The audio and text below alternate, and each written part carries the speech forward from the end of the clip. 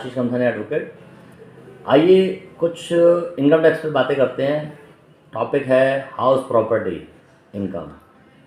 House property को लेकर लोगों के मन में कई तरह के सवाल उठते हैं, जैसे कितने मकान हैं आपके नाम, मकान पर क्या है टैक्स के नियम। दोस्तों, income tax return ITR file करने की तारीख 31/12/2021 अब नज़दीक आने लगी है। ऐसा ही एक सवाल यह है कि एक किसी व्यक्ति के और उसके परिजनों के नाम 3 मकान हैं।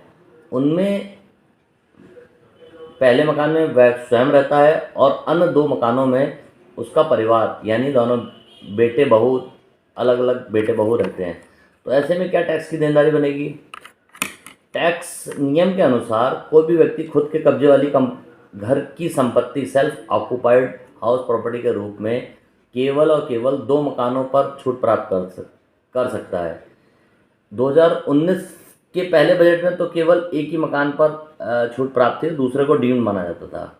लेकिन उसके बाद अब 2 मकानों को डीम्ड लेट 2 मकानों पर छूट प्राप्त होगी और 2 के बाद जो भी जितने भी मकान होंगे आपके पास उन्हें डीम्ड लेट आउट प्रॉपर्टी में रखा जाएगा और उसी के हिसाब से टैक्स की देनदारी बनेगी।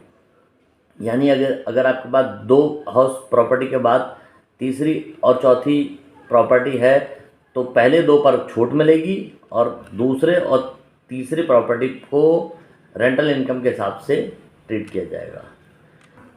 आइए मित्रों बात करते हैं फार्म हाउस पर क्या है नियम। अब एग्जाम्पल लेते हैं, एक व्यक्ति के पास 2 मकान हैं जिनमें से एक फार्म हाउस है और दूसरा उसका मकान शहर में है। जो फार्म हाउस है उस पर वीकेंड में सैटरडे संडे जाते हैं और बाकी 5 डेज़ वो अपने शहर वाले मकान में रहते हैं। क्या दोनों प्रॉपर्टी को सेल्फ ऑक्यूपाइड श्रेणी में रखा जाएगा? इस पर income tax department income tax के अनुसार दोनों प्रॉपर्टी खुद के कब्जे वाली संपत्ति नहीं मान सकते हैं और टैक्स की छूट की सुविधा नहीं मिलेगी। केवल एक मकान सेल्फ ऑक्यूपाइड माना जाएगा जिस पर टैक्स की छूट ले सकते हैं, लेकिन दूसरा मकान डीम्ड लेट आउट प्रॉपर्टी की श्रेणी में आएगा और उसी के हिसाब से टैक्स की कैलकुलेशन होगी। एक और एग्जाम्पल लेते हैं, 2 फ्लोर या 3 फ्लोर का मकान है और पहले फ्लोर में मकान मालिक रहता है, दूसरा फ्लोर किराए पे दे रखा है।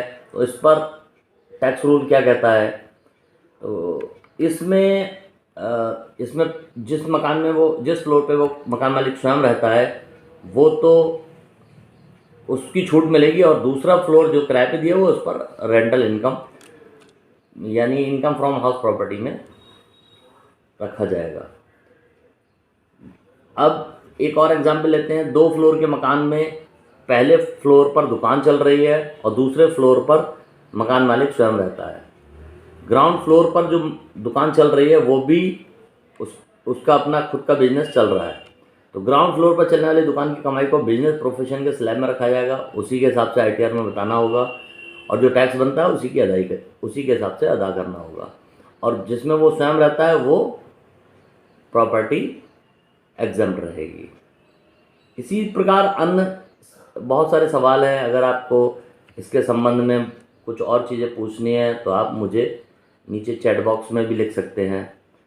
इनकम फ्रॉम हाउस प्रॉपर्टी का अर्थ छोटा सा मैं एक नटशेल में समझा देता हूँ। अगर किराए पर दी गई संपत्ति के मामले में धारा 24 खा के तहत कटौती का दावा करने के लिए ब्याज की मात्रा की कोई सीमा नहीं है।